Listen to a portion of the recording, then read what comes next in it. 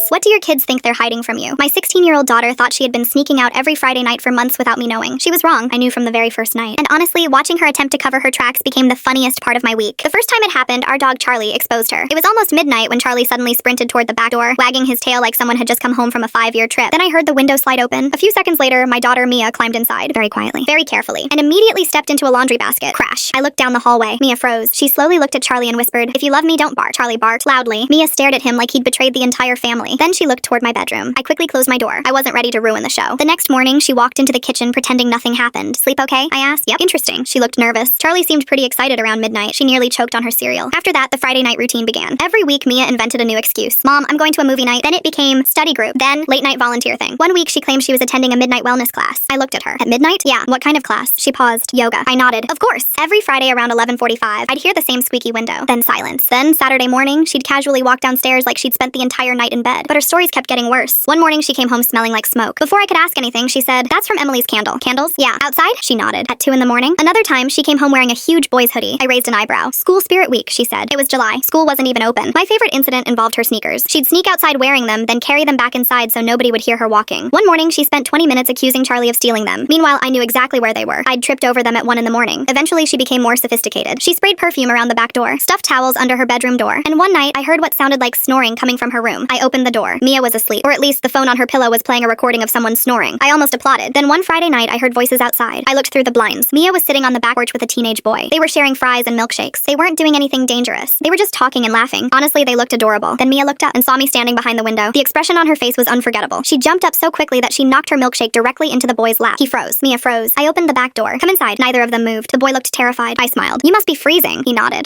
Yeah." I stepped aside. "And next time, pick a better milkshake place." Mia stared at me. "You knew?" I started laughing. "Knew? Honey, you've been sneaking through that squeaky window every Friday since February." Her face turned bright red. The boy started laughing too. Then I pulled a folder from the kitchen counter. Inside were all her excuses. Fake study schedules, fake event flyers, a ridiculous permission slip she'd made herself, and even the famous midnight yoga explanation. Mia stared at the pile. "You kept all of these?" "Of course." "Why?" I smiled. "Because I wanted to see how creative you could get." She covered her face. The boy was laughing so hard he could barely stand. Eventually, even Mia started laughing, and that's when I told her the truth. I wasn't ignoring what you were doing because I didn't care. I was waiting for you to realize something. She looked at me. "What's that?" "Your parents probably know more than you think." She smiled. "Then why didn't you stop me?" I pointed toward the milkshake-covered boy. "Because sometimes watching you try to lie is way too entertaining." She groaned. But she never sneaked out again. Well, not through that window anyway.